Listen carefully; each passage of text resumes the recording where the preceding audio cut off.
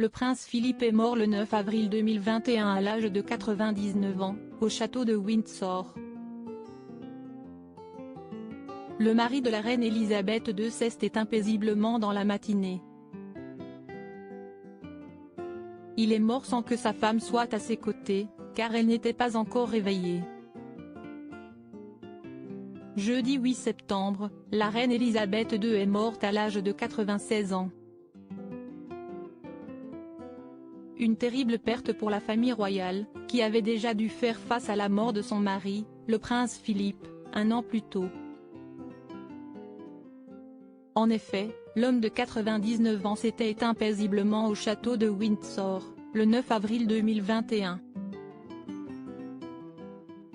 Un mois après sa disparition, le Télégraphe avait dévoilé son certificat de décès, précisant que le père de Charles III était mort de vieillesse.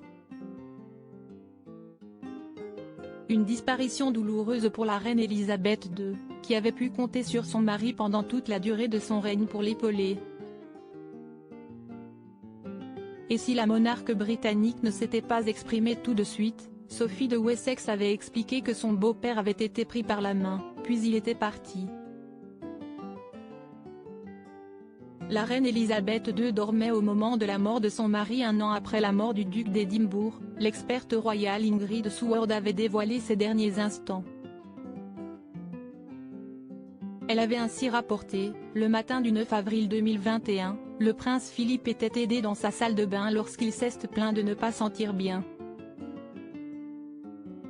Il a été ramené dans son lit, où il est décédé peu de temps après. Une révélation qui confirmait les propos de Sophie de Wessex. Depuis la mort de la reine Elisabeth II, de nouvelles révélations sur sa vie ont été faites par des experts royaux. Dans son livre Elisabeth, un portrait intime, l'écrivain Gilles Brandrett a donné plus d'informations sur le jour de la mort du prince Philippe.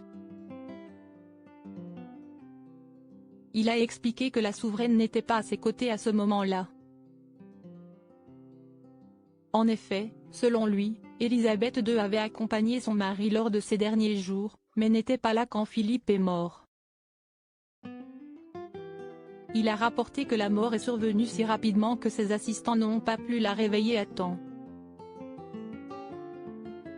La reine n'aurait donc pas eu le temps de faire ses adieux à son mari. Le prince Philippe voulait finir ses jours comme il l'entendait. La mort du prince Philippe a mis fin à ses 73 ans de mariage avec la reine Elisabeth II. Un véritable record de longévité, pour le couple qui se soutenait, mais ne passait pas tout son temps ensemble. Selon Gilles Brandrett, après le retrait du prince Philippe de la vie publique en 2017, le couple royal pouvait passer des semaines sans se voir et communiquer essentiellement au téléphone. Un choix du duc d'Édimbourg qui était totalement accepté par sa femme, car il voulait ne pas être dérangé et finir ses jours comme il l'entendait.